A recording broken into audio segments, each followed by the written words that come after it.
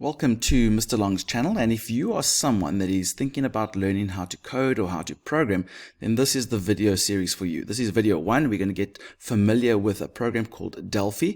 Now, ideally, when you want to learn programming, you don't want to learn a programming language, you just want to learn how to program, but you need a programming language to do that. So if you are ever learning to write code in that, try to learn the basics of programming fundamentals, and then you can apply those fundamentals to any programming language that you ever come across.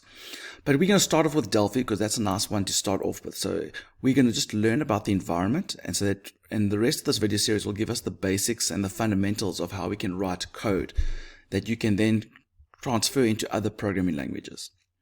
So let's start off with, what is Delphi? Well, Delphi is, as we said, a programming language, and you write code, and that code then gets compiled into a program or application. So it's basically, you need to make sure that all your code is correct and all that, and then it'll make the special little program that you can then give to other people. That is the completed program. Now, it's also called a RAD tool, or a Rapid Application Development Tool, which means you can create software very quickly. Think of it this way. Imagine if you wanted to make something in the kitchen, you wanted to make a meal, and someone had already done all the shopping for you, and you've got all the vegetables and the meats and all the things that you want to cook with in your kitchen. That's basically the idea. So when we use Delphi, someone or a whole bunch of people or developers have created a whole bunch of tools and components and objects that you can use straight away, and you can modify them to be used the way that you want them to be used in your program. And you can do this relatively quickly, so you can create nice programs very fast.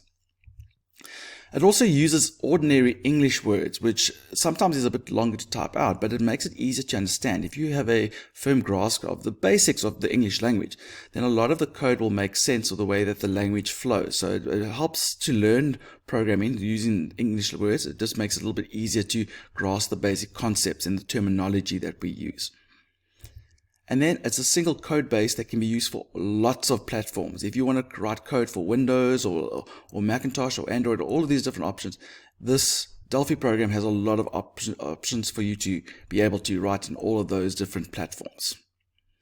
So, first of all, let's talk about Embarcadero. This is the company that makes Delphi, the program that we're going to be used now. So they create Delphi. So some of you, especially if you're at school in South Africa, you might be using Delphi 2010. A lot of the exams and that are set in Delphi 2010. So you might be familiar with that version of Delphi.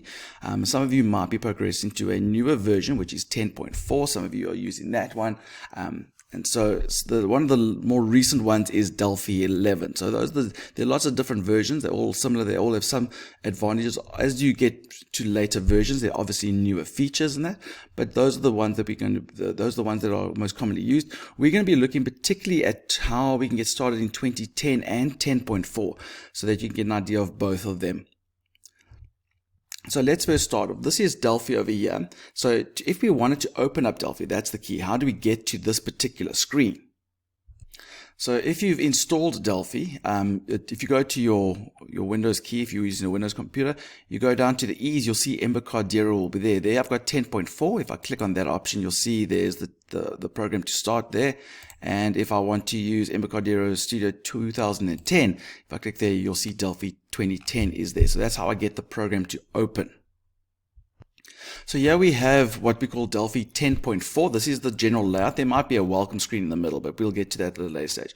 So if I want to have Delphi and I want to start my first official Delphi program, there at the top, do you see there's the word file? We're going to click on the word file, and then you would click on the option, all those options there, you would click on new because we're making a new program, and then all of these appear. Now, which one do we choose? Well, we're going to regularly use the Windows VLC application for Delphi. That's the one that we're going to use for our programs.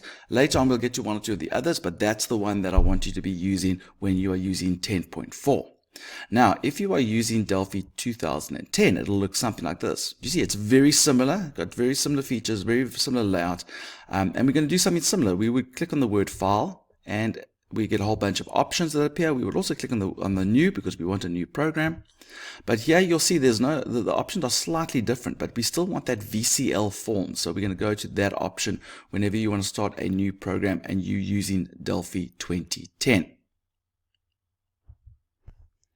So here we've got Delphi 10.4 opened up. We've opened up a new project, and this is what it looks like. So let's go through the different elements or parts to this particular part of Delphi. So let's start here on the left hand side. There you can see we have the structure panel. So during our programming experience, we're going to be putting components and different variables, and you'll learn what those words are later, but different elements to your program are going to be used in the program, and that's going to all be listed under the structure. So you can see all the different elements there and where they fit. So what's nice is if you've got lots of different elements and you're struggling to find one, that's normally a good place to look for them. The other part to this is the project manager. Now, we don't deal too much with that in the beginning. That just tells me the different files that are in my project. You can manage your project there. Later on, we will add other types of files that are going to interact with our Delphi project. We can do that on that side there as well. This part is the form, or some people call the form designer. This is, if you think of an artist, when they make a painting, they will take a blank canvas and then put paint onto that blank canvas. I like to think of my form as my canvas. This is what we're going to put different elements on, like buttons and like different edit boxes. All these different components are going to appear on my form, and that's what the user is going to see. Now you'll notice the whole bunch of little dots there. Don't worry too much about the dots. Those don't appear when the program is actually running. Those dots are just there to help you line up everything so it's nice and neat and all in alignment when you are putting stuff together. Then we have the Object Inspector. Now this Object Inspector has a list of all the properties and the events, which we'll learn about later, of the selected component or object that is selected. Now you'll notice when we clicked on our form, when we had our form, do you see those little bubbles around the form? That tells me that that form is the selected object, and you can obviously drag that to make that bigger and smaller. But because the form is the selected object, there under the word Object Inspector, you'll also see the word Form1. You can see that is the object that is selected. So these are the properties of this form. And the events, if we click on the Events tab, we'll get to the events of this form. Now these properties are obviously for this particular form. If I have another object on my form, let's say a button, and I click on it, then obviously those properties will be visible here. So this is where we get to change the properties of our particular form before the program runs. Basically the default values of how we want it to look from the very beginning.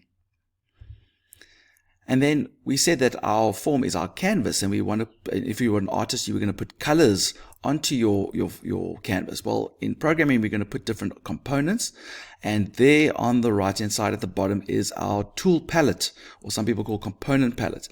So that means all of our different components or things that have been designed for us already by previous developers, they are all going to be listed there in different little menus there. There's a whole bunch of ones under standard and additional, so you might find like a button or like a spin edit or something like that that we're going to put onto our form. Now, if you don't know what those words mean, that's fine. We're going to get to them when we get to other examples. So there we go. That's the basic gist of the layout of Delphi. So that's what you want to be seeing. If you get familiar with those, we're going to be using a lot of those little different parts of Delphi to be able to interact with our program. And in our next video, we're going to look at how we can save a Delphi program and how we can open it up, because that's very important before we even get started. So that's going to be our next video. So go check that out. For the rest of this Learn How to Code series, go to our YouTube channel, click on that subscribe button, leave a like, go to the playlist so you can see which topics you want to cover. And remember, don't do it the long way, do it the Mr. Long way.